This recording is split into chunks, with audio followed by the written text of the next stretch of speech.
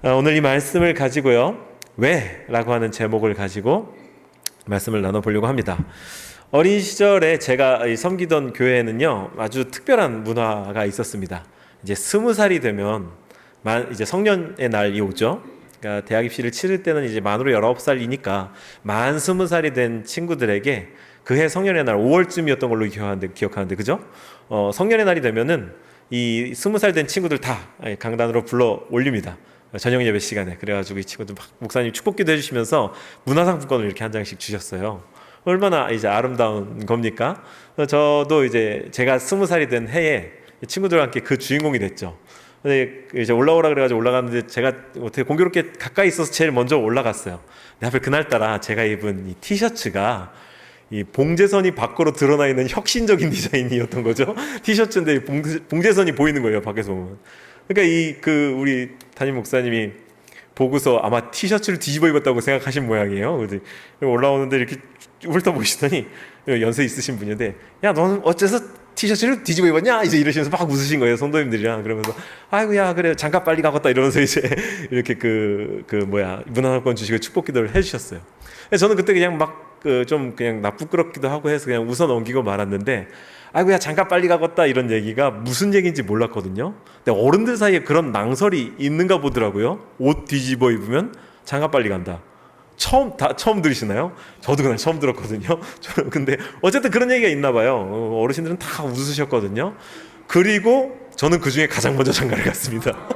근데 그분이 예언자였던 건지 어쨌든 그런 일들이 있었는데요. 이처럼 어른들이 유난히 좀 이렇게 질색하시는 몇 가지 낭설이 있죠. 저희 아버지는 문지방을 밟으면 지금 굉장히 화를 내셨습니다. 그리고 또 그런 것도 있죠. 빨간 글씨로 이름 쓰지 말라고. 네, 빨간 글씨 이름 쓰면 죽는다고 이제 이런 얘기도 있었고, 또 어떤 거 있을까요? 제가 얼핏 생각나는 건 그렇게 두 가지가 있는데, 어쨌든 굉장히 여러 가지가 있어요. 밤에 피리 불면 뱀 나온다. 네, 그죠? 그래서 저는 초등학교 때 다음날 리코더 시험이 있어도 밤에는 연습할 수가 없었습니다. 뱀 나온다고. 또 노래 부르는 것도 안 되죠. 소음의 측면도 있겠지만 어른들이 어떤 이유에서 귀신 나온다 이제 이런 종류의 이야기들로 질색하셨던 기억이 납니다. 그런데요, 오늘 우리가 이제 읽게 된 이 성경 욥기에는요, 쭉 가서 후반부에 가보면 35장에 밤에 노래를 주시는 자라고 하나님을 가리켜서 이렇게 표현하는 표현이 나옵니다. 밤에 노래를 주시는 자. 그래서 이제 앞에 오늘 일러스트가 이런 모양인 거거든요. 밤에 노래를 주시는 자라고 하면서 하나님을 이야기합니다. 되게 참신한 표현 아닌가요? 그렇습니다. 우리는 밤에 노래를 부르지 않습니다. 부르지 못합니다. 어울리지 않기도 하고, 밤이라는 것은 우리가 딱 오는 어떤 시적인 느낌으로도 알겠지만 노래랑은 어울리지 않죠.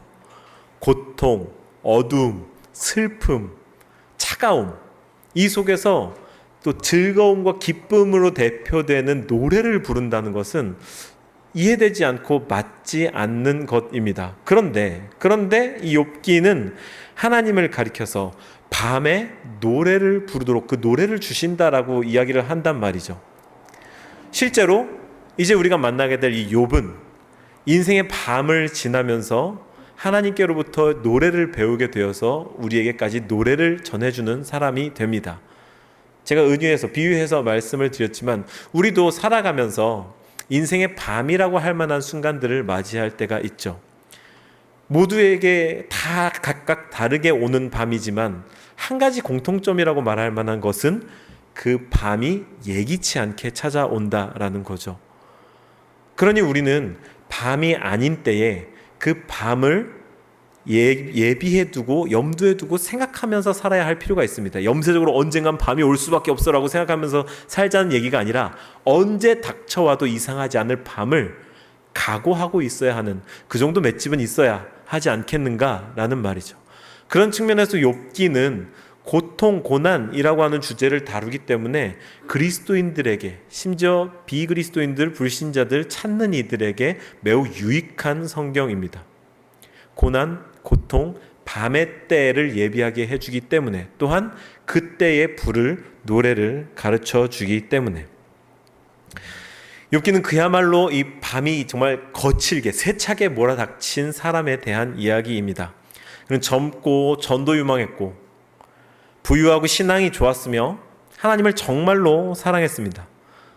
그런데 어느 날 그에게 이유를 알 수 없는 고난이 닥쳐오죠. 예고 없이 인생의 밤이 찾아왔다 이 말입니다. 복잡한 이야기가 전개되지만 아주 단순화해서 결국 이 이야기는 그가 다시 갑절의 축복을 받는다라고 하는 소위 해피엔딩으로 끝납니다. 아주 단순하게 요약할 수 있는 줄거리이기 때문에 많은 사람들이 이 이야기를 그저 고난 중에도 신앙 버리지 않고 잘 참으면 나중에 2배로 축복받는다 라고 하는 정도로만 생각하고 맙니다. 우리도 아마 이런 종류의 프레임으로 이 이야기를 알고 있을 확률이 높습니다. 그래서 특별한 비판의식 없이 이 이야기를 고난과 인내, 축복에 대한 이야기로만 들어왔는데 이제는 솔직해져 보자는 거죠. 그렇다면 우리 다 축복을 받기를 원하는 사람들일 텐데 축복을 받기 위해서 욥처럼 되고 싶습니까? 감사합니다. 육성으로의 답변을 정말 오래간만에 들어보네요. 그래요. 강력하게 아니죠. 그러고 싶지 않습니다. 욥의 이야기를 읽으면서 우리는 찝찝한 마음을 지울 수가 없죠. 축복받는 건 좋은데 제가 여기 포스터에다가 이제 야심차게 한 줄 해시태그 달아놓은 것처럼 보이실지 모르겠지만 솔직히 욥은 멋있지만 그렇게 살고 싶지는 않다. 이게 여러분 저의 신앙 고백, 죄송합니다 주님, 제 이야기예요. 욥은 멋있어요. 욥의 신앙은 멋있고 좋습니다. 잘 인내했고 잘 견뎌냈고 막 그 와중에도 굉장한 고난 당하지 않습니까? 근데 그 와중에도 하나님을 부인하지 않는다. 멋있어요. 목사라면 저 정도는 해야 될 것 같은데 저는 솔직히 그럴 자신이 없어서 욥은 멋있는데 사실 솔직히 그렇게 살고 싶진 않다. 그 정도로 고난당하고 싶진 않다라는 게 제 솔직한 심정이며 나아가서 대답해 주신 우리 모두의 심정이라 이 말이죠. 그래서 우리는 이 욥기를 아주 자세하고도 성실하게 그리고 깊이 있게 읽어야만 합니다. 그래야 욥기에서 가르쳐주는 밤에 부르는 노래를 배울 수 있는 겁니다. 이 노래를 먼저 배운 욥이 우리에게 레슨 선생님이 되어서 이 노래를 가르쳐 줄 겁니다. 이 말씀이 이 노래의 노랫말이 되어줄 것입니다. 그래서 혹시라도 갑자기 인생의 밤이 찾아온다면 어떻게 헤쳐나가야 할지, 그렇지 않다 하더라도 이미 지나온 내 인생의 밤이 왜 그러했었는지 해석되어질 수 있게, 또한 감사하게도 다행하게도 그러한 시간이 없다면 그러한 시간을 맞이한 이들에게 위로로서 하나님의 말씀을 전할 수 있는 전달자들 되어줄 수 있기를, 오늘 이 말씀을 통해 우리가 그러한 사람이 되어지기를 주의 이름으로 축원합니다. 그래서 오늘 우리는 이 마음을 담아서 이제 욥기를 열면서 왜? 라고 하는 이 질문으로 이 본문을 만나보도록 하겠습니다. 이 대표적으로 우리가 욥기를 읽으면서 갖게 되는 질문 왜? 그 중에서도 왜 이렇게 여러 가지 왜가 있을 수 있는데 딱 3가지만 제가 추려봤습니다. 가장 먼저는요, 왜 고난이 옵니까? 욥기를 읽으면서 가장 먼저 왜 고난이 오는가, 우리는 그런 생각을 할 수 있죠. 본문을 한번 보도록 하겠습니다. 1절부터 5절까지를 읽어보시죠. 함께 읽습니다. 시작. 우스 땅에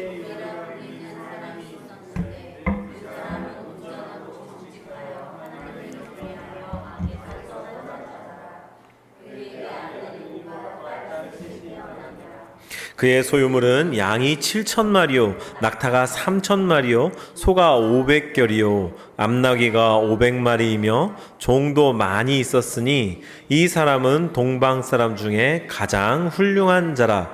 그의 아들들이 자기 생일에 각각 자기의 집에서 잔치를 베풀고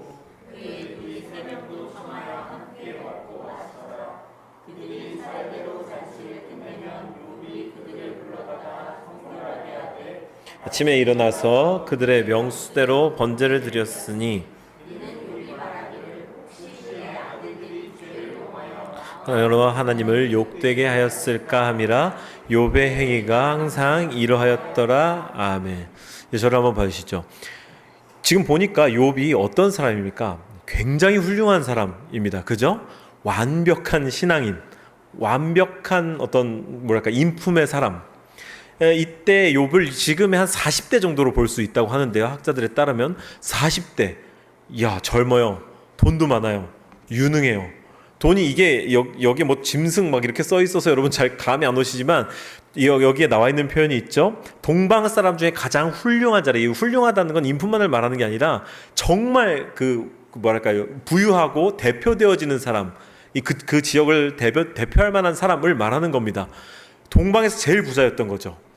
별로 놀라지 않으시는, 우리 집 옆집에도 그런 사람이 살아서 그런 건지 별로 놀라지 않으시지만 엄청난 부자를 이야기를 하는 겁니다. 저는 지금 욥이 완벽했다는 이야기를 하고 있는 건데요. 그렇다면 우리가 이게 왜 고난이 오는가라는 질문과 욥이 이렇게 완전했다라는 것, 이 두 가지를 놓고 생각해 본다면 어떠한 결론을 얻을 수 있습니까? 고난과 욥 사이에는 적어도 어떤 연관 관계도 없습니다. 본문은 바로 그에게 잘못이 없다 라는 얘기를 하려고 이렇게 욥의 온전함, 순전함에 대해서 길게 설명을 한 겁니다. 우리는 지난주까지 열왕기 상을 나눴죠. 그래서 우리에게도 혼란스러움이 가중되는 겁니다. 열왕기 상은요, 신학적으로 이 신명기 사관이라고 하는 역사관, 이 세계관에 입각해서 쓰여진 성경이거든요. 근데 신명기 역사관이 뭐냐면은요, 아주 간단하게 말해서 순종하면 축복받고 불순종하면 벌받는다라는 얘기입니다. 그래서 그 프레임으로 보면 인과응보인 셈이죠. 그 프레임으로 보면 지금 욥은 벌받을 이유가 없잖아요. 순종했고 하나님 마음에 합했고 어느 것 하나 흠잡을 데 없는 사람이었는데 그에게 고난이 왔다? 즉 그는 아무런 잘못이 없다라고 하는 말을 성경이 하고 있는 겁니다. 우리는 무의식 중에 우리가 겪는 어려움이나 고난, 질고 그런 것들에 대해서 우리의 잘못에 대한 하나님의 징계, 징벌, 채찍이라고 생각하는 경향이 있습니다. 그래서 뭔가 잘못하면 그 잘못한 마음 때문에 계속 불편하죠. 죄책감이 오죠. 뭔가 잘못될 것 같은 예감이 오죠. 그러다가 뭔가 결국엔 어긋나고 잘못되어야 아이고 내가 그럴 줄 알았어. 어쩐지 요즘에 잘 나가더라. 뭔가 잘못되어야 속이 시원한 것 같은 그 마음이 어디에서 오냐? 인과응보적인 이 사고방식에서 온다 이거죠. 그런데 하나님은 지금 오늘 우리가 읽기 시작한 욥기의 가장 처음 부분에 너희들이 겪는 고난은, 너희들이 겪는 고통은 반드시 너희들의 잘못의 대가가 아닐 수도 있어. 그러니까 걱정하지 마. 적어도 욥의 고난은 네 잘못은 아니야. 걱정 마. 안심해. 라고 하는 말을 해주고 있는 거죠. 우리가 다 알다시피 인생이란 어떤 복잡한 수학 공식이나 뜯어봤을 때 아주 뭐 손도 못 댈 것처럼 아주 정밀한 초정밀 기계의 어떤 부품 그 하나가 잘못됐을 때처럼 인생이라는 길을 가다가 내가 반드시 발을 디뎌야 할 자리에 1cm라도 어긋나면 거기서 막 갑자기 막 재앙이 터지고 이런 종류의 것이 아니라는 것을, 온갖 변수와 예기치 않았던 축복, 예기치 않았던 어려움들이 가득한 그런 인생이라는 걸 우리가 이미 잘 알고 있지 않습니까? 그래서 강해설교의 전설이라고 불리는 교계 어르신 목사님께서는 이 욥기를 강해하시면서 이렇게 말씀하셨습니다. 고난은 끌려가셔야 됩니다. 고난은 수동적으로 따라가야 합니다. 이게 무슨 말입니까? 그저 이 고난이 이끄는 방향을 따라서 그냥 손잡고 아빠 손 따라서 거기가 어딘지 어디로 가는지 아무것도 몰라도 기분 좋고 행복하게 갈 수 있듯이 그냥 한 걸음 한 걸음 따라가라 라고 하는 수동성을 이야기하는 겁니다. 흐르는 강물에 몸을 맡긴 듯 찬찬히 흘러가는 것, 그것이 고난을 마주하는 진정한 용기 아닐까요? 어쩌면 우리는 고난을 앞두고 바싹 얼어붙는 이유가 이 고난이 더 안 좋아지지 않을까, 상황이 더 악해지지 않을까, 지금이라도 내가 어떻게 하면 그 상황이 조금 더 나아지지 않을까라고 하는 조바심 때문인지도 모르겠습니다. 그런데 사랑하는 여러분, 우리가 인정해야 할 것은 이 고난이 내 잘못이 아니라는 것을 인정하게 된다면 또한 내 손으로 어쩔 수 없다라는 것까지 인정할 수 있게 됩니다. 그것이 고난에 끌려가는 것, 그저 순종하며 내 한 걸음 한 걸음을 내딛는 것, 수동적으로 따라가는 것이겠죠. 거기에 있어서 우리가 가지는 아주 분명한 신뢰 한 가지는 주님께서 너무 좋은 분이셔서 사람들에게 감당할 만한 시험만을 허락하신다는 사실이죠. 이 고난에 역시 아주 분명한 경계를 두셨다는 것. 두 번째로 우리가 갖게 되는 질문은요, 욥의 입장에 서서 갖게 되는 질문입니다. 왜 나입니까? 그리고 또 우리 역시 우리 인생에 닥쳐오는 고난을 마주하면서 왜 나만, 왜 나에게? 라고 하는 질문을 갖게 되죠. 6절부터 8절까지를 함께 읽어주시죠. 6절부터 8절까지 함께 읽습니다. 시작. 하루는 하나님의 아들들이 와서 여호와 앞에 섰고 사탄도 그들 가운데에 온지라. 여호와께서 사탄에게 이르시되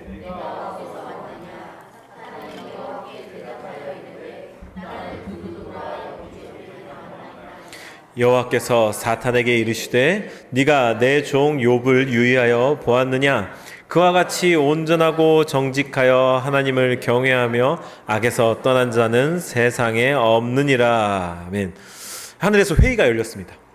우리가 이제 회사를 다니면 이렇게 중요한 사람들 그리고 회사 직원들과 함께 모여서 회의를 하듯이 하늘에서도 회의가 열린 거죠. 그리고 이 회의에 참석한 사람들은 아주 신비롭게도 각각의 임무를 수행하던 천사들이었던 것, 영적 존재들이었던 것으로 보입니다.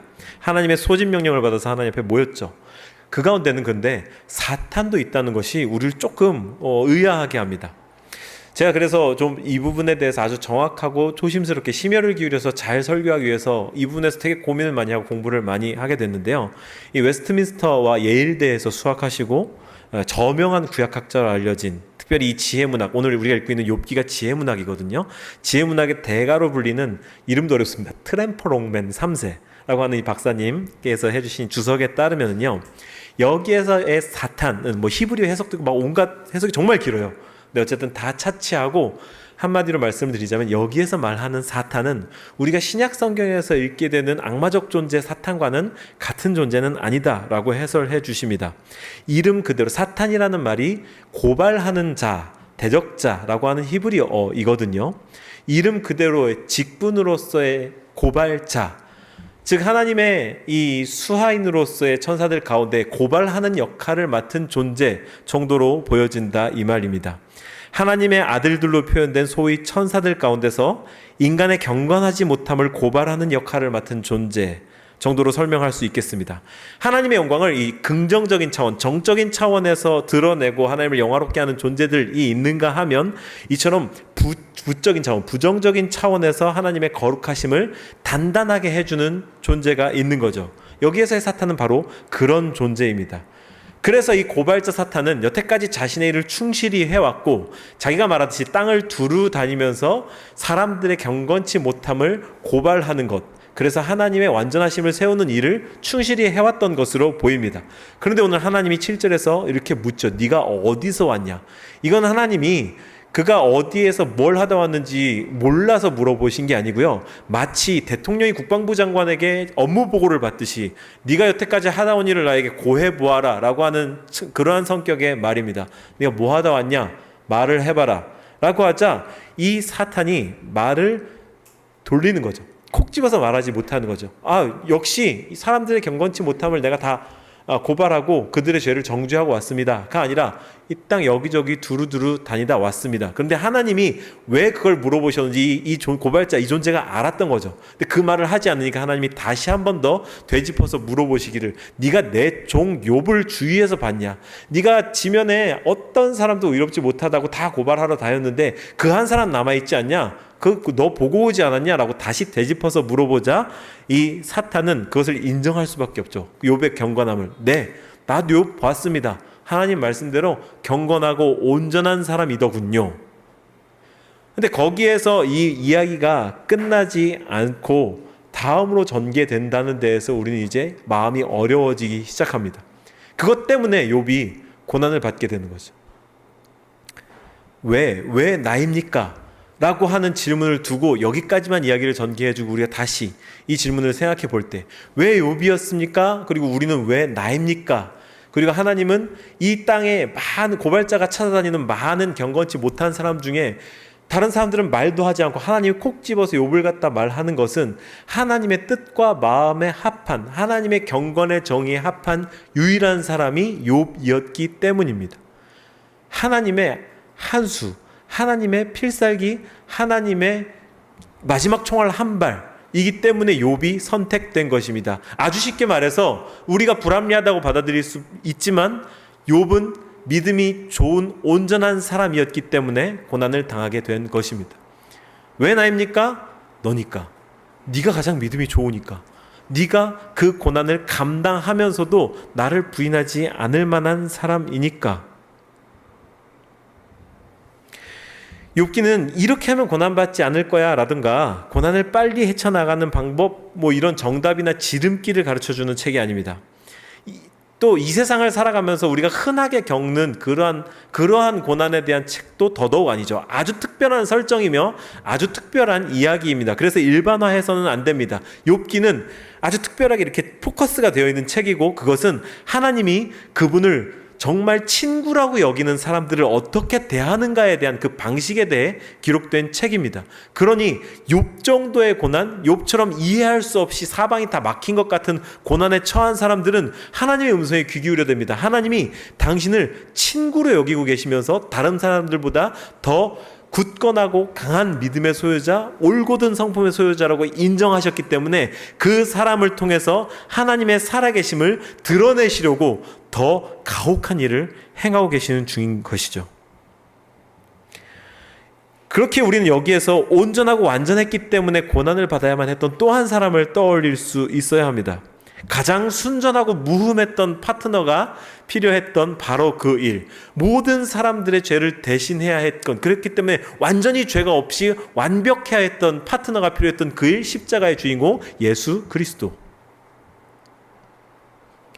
우리가 왜 저 험한 산골 오지로 선교사 헌신해서 나가는 사람들을 비범하게 쳐다보고 왜 그분들의 신앙을 소중하게 여기면서 막 우러러보고 대단하다 이렇게 경외감을 갖습니까? 그분들의 신앙에 대해서 미친 짓이야 이렇게 손가락질하지 않고 뭔가 숙연하고 숭고한 마음을, 존경심을 갖습니까? 그분들은 왜 그런 고난을 자처해서 그 오지까지 갑니까? 하나님을 알면 알수록 이러한 종류의 고난을 받기가 설득되어지고 심지어는 달콤하게 여겨지며 그렇게 살겠다고 작정하게 되기 때문에, 하나님의 친구가 되어지게 되면 하나님이 무엇을 원하시는지, 그것을 위해서 어떠한 대가를 치러야 하는지, 그 사람들을, 파트너를 필요로 하신지를 알게 되기 때문에 내가 고난을 받지 않으면서 평안을 누리는 것보다 더 크고 위대한 영광을 위해서 고난을 받기를 자처하게 되기 때문인 거죠.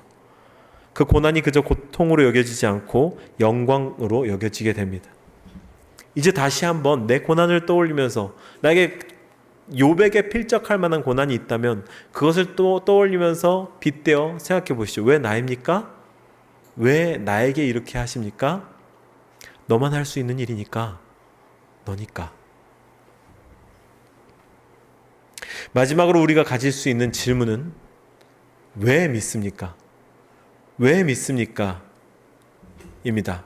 이것은 두 가지 측면에서 왜 믿습니까? 일 수 있겠는데요. 하나는 이러함에도 불구하고 왜 믿습니까?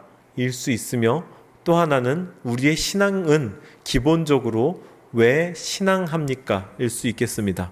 본문의 9절을 한번 읽어주시죠. 9절 함께 읽습니다. 시작. 사탄이 여호와께 대답하여 이르되 욥이 어찌 까닭 없이 하나님을 경외하리이까. 하나님이 욥을 지켜 세우자 사탄이 곧바로 이렇게 응수하죠. 욥이 온전히 선한 마음으로 그런 줄 아십니까? 욥이 어찌 까닭 없이 하나님 앞에 그렇게 믿음이 좋겠습니까?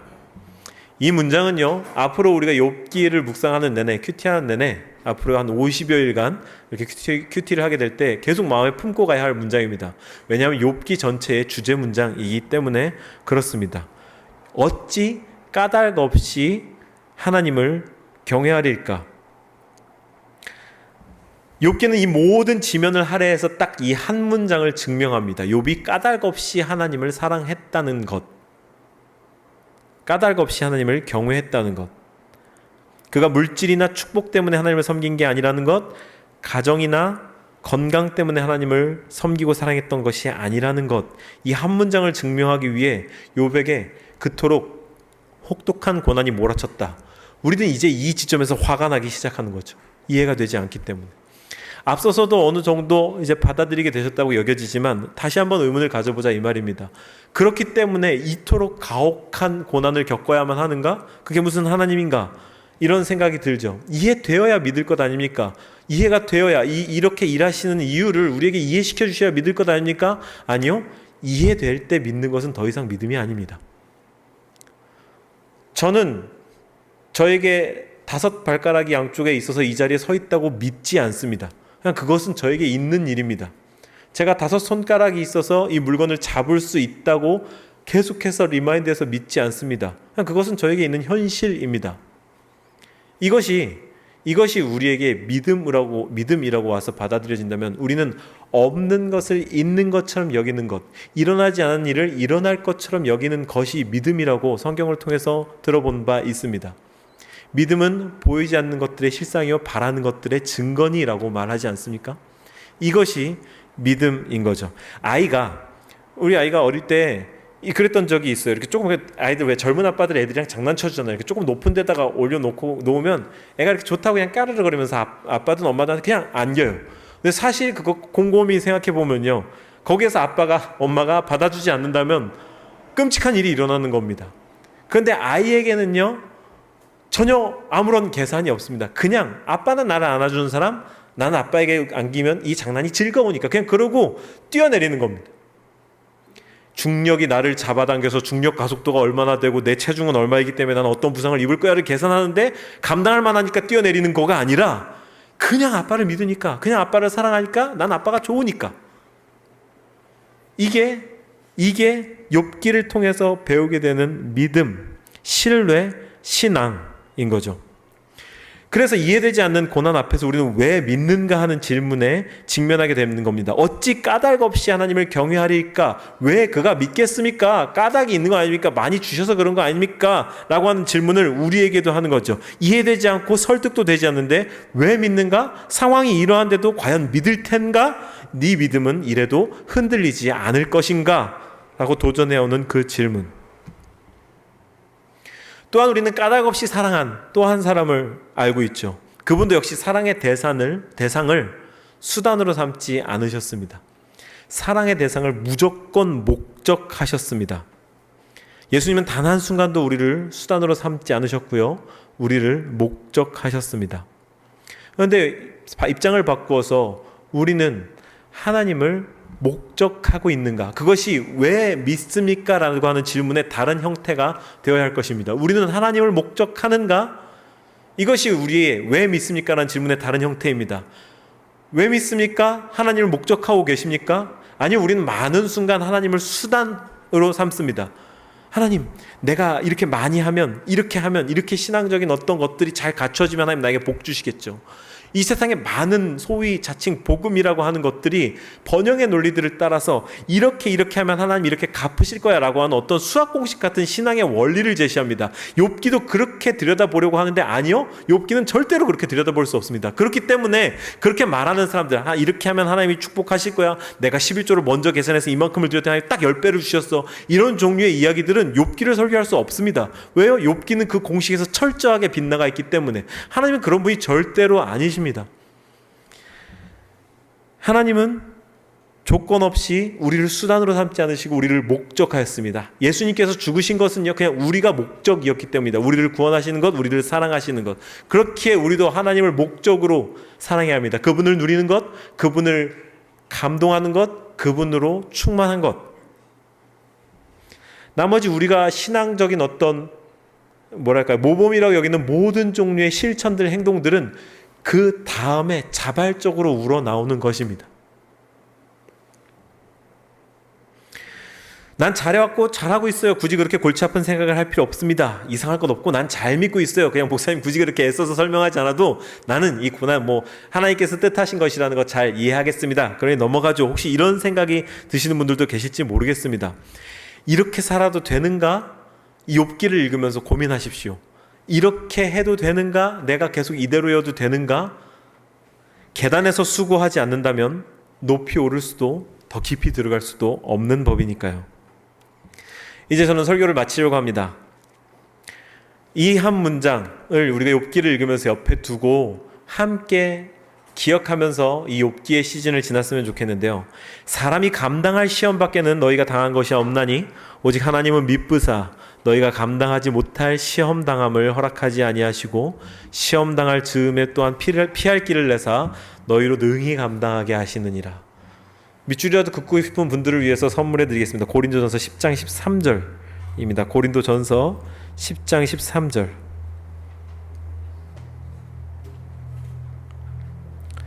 우리 함께 한번 한 목소리로 읽어볼까요? 그럼 더 의미 있고 기쁠 것 같습니다. 고린도전서 10장 13절 찾으셨나요?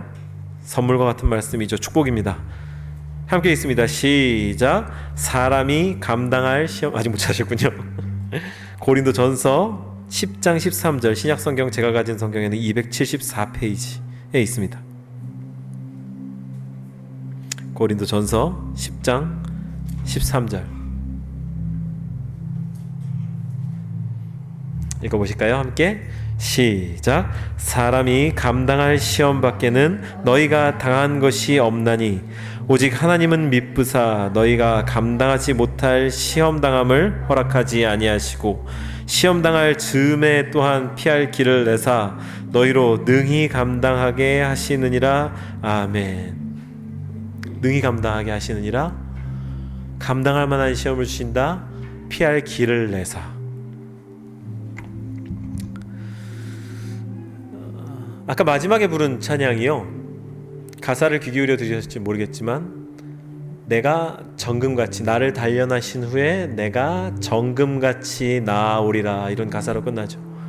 욥기의 고백입니다.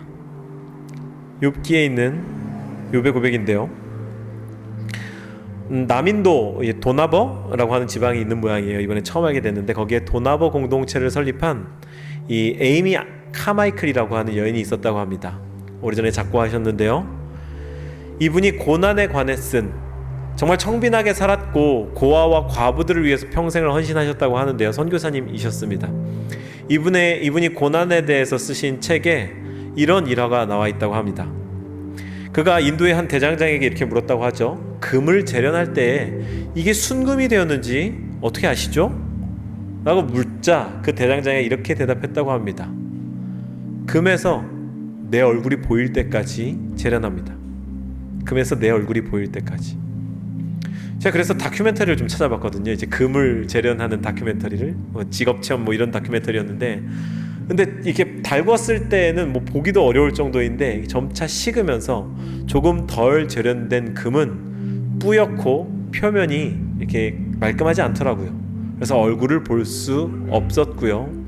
정말 순금에 가깝게 재련된 금 덩어리는 얼굴이 비춰질 만큼 정말 그야말로 황금이었습니다. 얼굴이 보이게 되어서야 순금으로 재련되었다는 사실을 안다고 하는군요. 하나님이 우리를 욥을 고난으로 이끌어 가셨을 때 욥이 자신의 고난을 빗대어서 나를 이 모든 고난의 기간이 끝나고 난 후에 정금같이 되게 하실 것이다 라고 말씀하셨던 건 아주 중요한 의미가 있다고 생각합니다. 욥은 부자였죠? 순금을 접할 기회가 있었을 것으로 생각됩니다. 그에게 순금은 아주 맑고 깨끗하며 자신의 얼굴이 비춰질 수 있는 것이었겠죠. 어떻게 만들어지는지도 알았을 것입니다. 그 높은 온도에서 재련되는 그 과정을. 내가 이 높은 온도에 풀무불을 지다는 이유는 하나님이 나에게서 그의 얼굴을 보고 싶어 하시기 때문이다. 그것을 알았을 것입니다. 저를 한번 봐주실까요? 저는 이 욥기 설교를 이제 준비하면서 사실 굉장히 고통스러웠습니다. 정말 고민을 많이 했습니다. 제 수고를 알아달라 이런 얘기가 아니고요, 제가 얼마나 심혈을 기울여서 이 고난이라고 하는 주제를 다루고자 하는가, 그 마음을 전하고 싶어서 그렇습니다. 감히 내가 고난에 대해서 말할 수 있을까? 라고 하는 그러한 마음의 부담을 가졌습니다. 몇몇 분들의 얼굴이 떠오르기도 했고요, 이 자리에 계신 분들과 그렇지 않은 분들을 포함해서 몇몇 분들의 실제적인 얼굴이 떠오르기도 했고, 그분들 앞에서 그분들에게서 내가 고난이라는 것을 감히 말할 수 있을까라고 하는 마음의 무거움이 있었는데요, 그 무거움의 원인을 차근차근히 쫓아 올라가 보니까 내가 이 고난에 대해서 해답을 주고 해결을 해줘야 될 것 같다는 부담을 갖고 있었더라고요. 그 부담을 마주하고 나니까 올해 연초에 있었던 일이 생각났습니다. 몇몇 분들이랑 사석에서 나눴던 기억이 있는데요, 제가 아는 어느 어머님께서 큰 일을 당하셨습니다. 아드님을 뜻하지 않게 떠나보냈고요, 그 일로 정말 마음 힘들어했습니다. 그분은 신앙이 있는 분이 아니셨고요, 아드님의 일로 인해서 신앙을 가져보려고 애쓰던 차에 안타깝게도 아드님을 잃어버렸는데, 그래서 그분 아드님의 장례식에 제가 참석하게 됐는데 그때까지 마음이 너무 무거웠어요. 왜? 그분을 위해서 열심히 기도했거든요. 아드님을 위해서 정말 열심히 기도했거든요. 많은 분들이 애써서 기도했고 그건 진심이었고 정말 뜨겁게 기도했고 우리들 가운데 어떤 확신과 사인도 있었습니다.